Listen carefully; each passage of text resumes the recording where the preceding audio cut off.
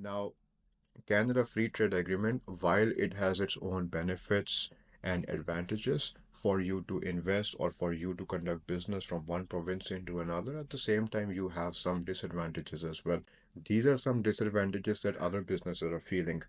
For example, if you are a alcohol manufacturer, if you are producing alcohol into one province, and let's say you want to trade your product into some other province, well, you have to deal with a lot of licensing regulations. Licensing is just a small part when you compare it with another broad regulations and certifications. If, for example, there is a foreign person who is coming into Canada on a temporary visa who might have some skills that are required by industries and businesses in Canada, if he wants to travel from one province to another, he might not be able to do so because what one province might consider his one province might recognize his skills and certifications, other province might say we don't even recognize these skills, that you have to do another entire course just to be able to practice whatever skill you have in their province. And then second thing could be trucking. When you are moving produce, when you are moving product, when you are moving anything between the provinces, the trucking companies has to bear this brunt. They have to apply for permits. They have to get permits anywhere from weight restrictions to what kind of product you're taking into from one province into another. So there's a lot of complications that exist when it comes to seamlessly doing trading, conducting business under the CFTA from one province into another. I can go much more, but I'm gonna give a chance here, Sunny, to explain you guys even much better. There's a lot of challenges for the small businesses, especially different regulations among different provinces make it really hard for a business to grow among in a different province. And a few of the things are trucking restrictions, the liquor laws in various provinces, and the licensing certificates for the tradespersons to perform their work related tasks in different provinces. So there have been some proposed policy reforms that have been coming up with the current government and the upcoming opposition as well. Opposition leader Pierre Poly, opposition leader Pierre Poilievre, opposition leader Pierre Any opposition leader, Pierre Poilievre, Polyev.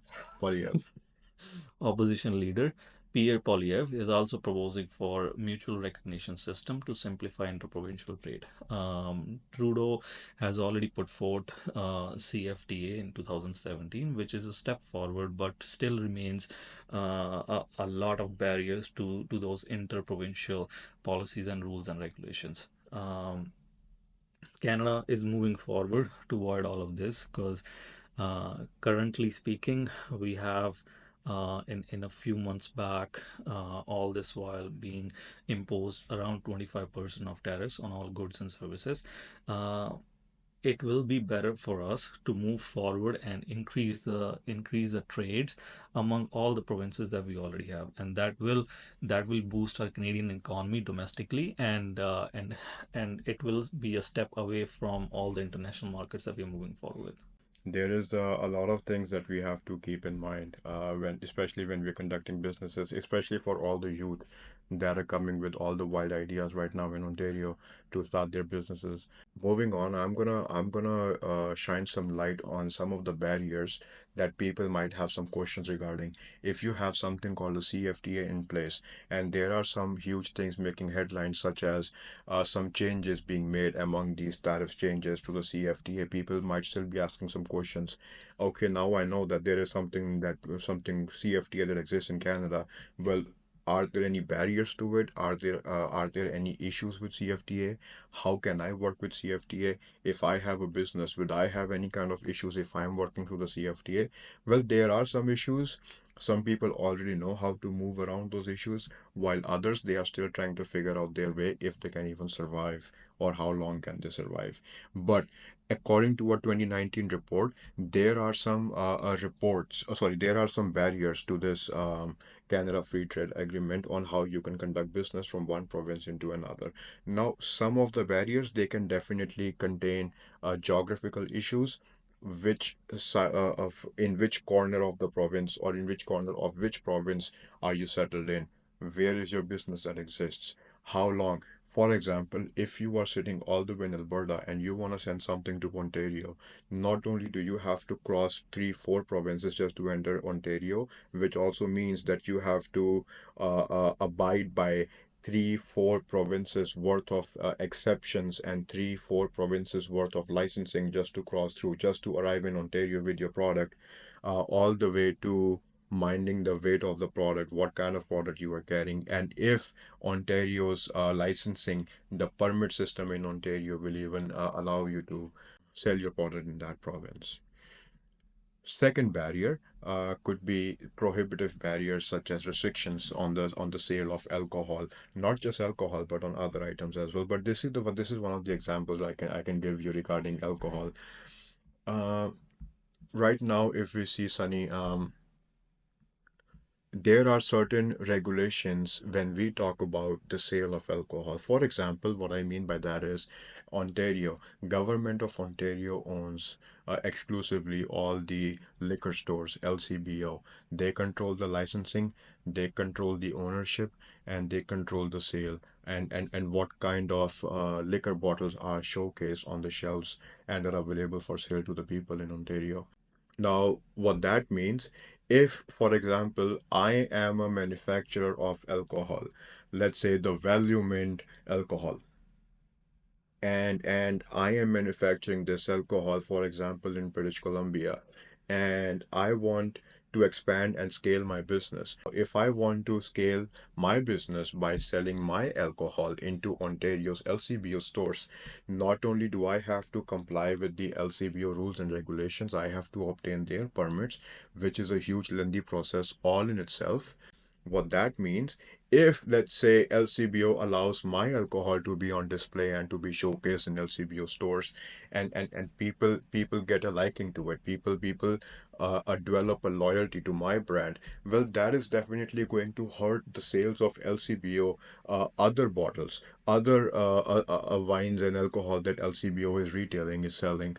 And LCBO might say, we are taking your alcohol off the shelves, and definitely they can do this because that is hurting their own business. Mind this, Sunny. LCBO ultimately is owned by the government of Ontario, which means all the sales that LCBO is doing at the end of every single year has to send a kickback to the province of Ontario. If you're going to LCBO, you don't think if my dollar is going to the province or to the LCBO. You are just buying an alcohol, going home and enjoying your day. But LCBO, the CEO of LCBO, has to send a kickback to the province, which the province can use however the premier wants, be it reducing deficits, be it operating the province, be it hiring more people for different agencies, etc., etc. An example could be Quebec's French language bill. Now, the French language bill in Quebec that the premier of Quebec came out with is that every single sticker and every single label on every single product that is being sold into the province of Quebec has to have a French label, has to have French administrative compliance papers, and all the employees, if you have a subsidiary of your business in Quebec, all the employees that you hire must be French speaking.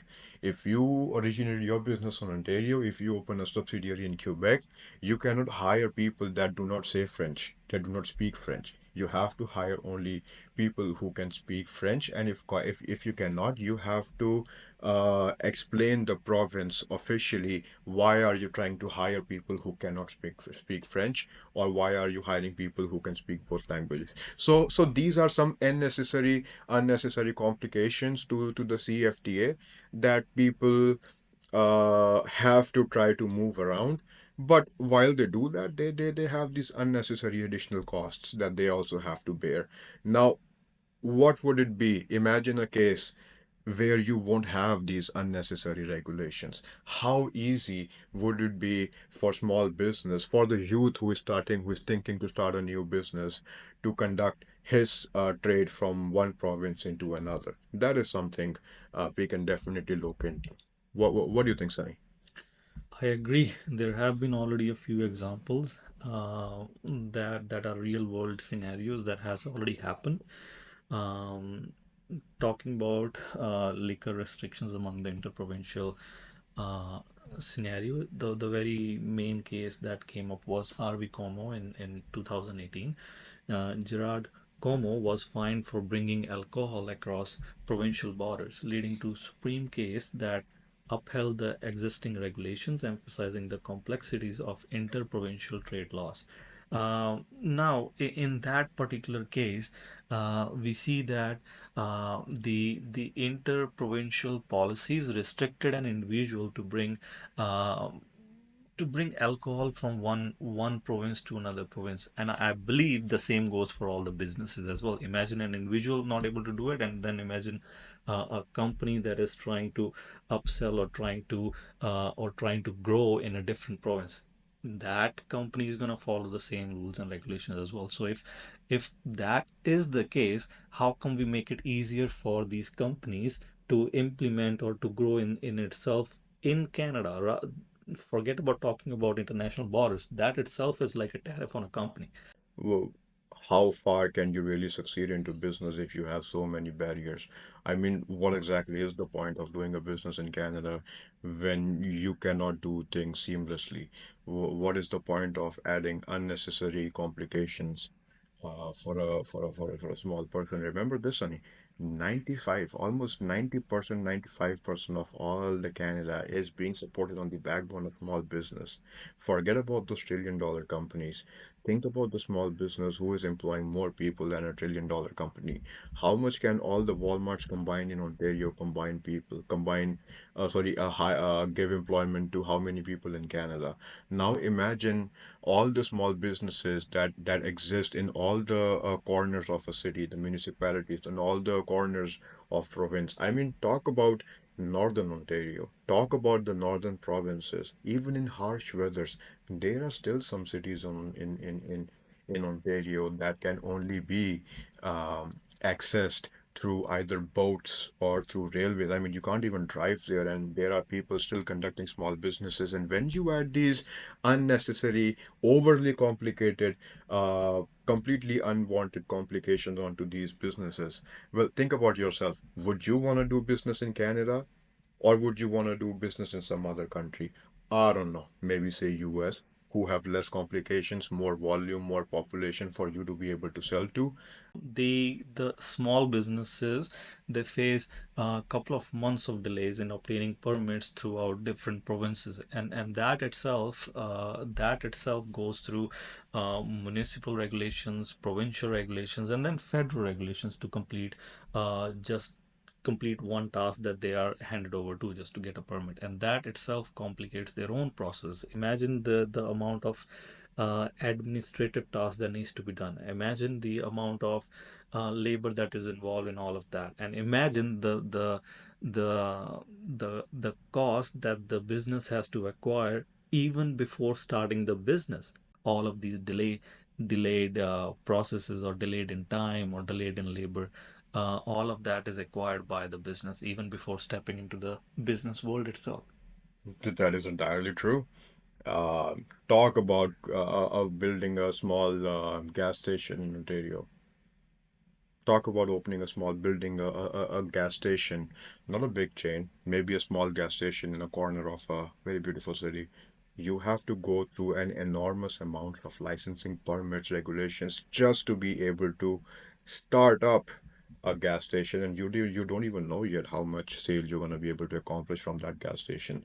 I mean, we invested into a gas station, Sunny. Me and my family, we invested into a gas station close to Windsor, Ontario, and we had Petrocan as our competition. And trust me, uh, Just the licensing and regulations, just to have those environmental impact assessments be done on the gas stations, and various other licensing and permits, regulations that a gas station has to go through. And talk about financing for these gas stations as well.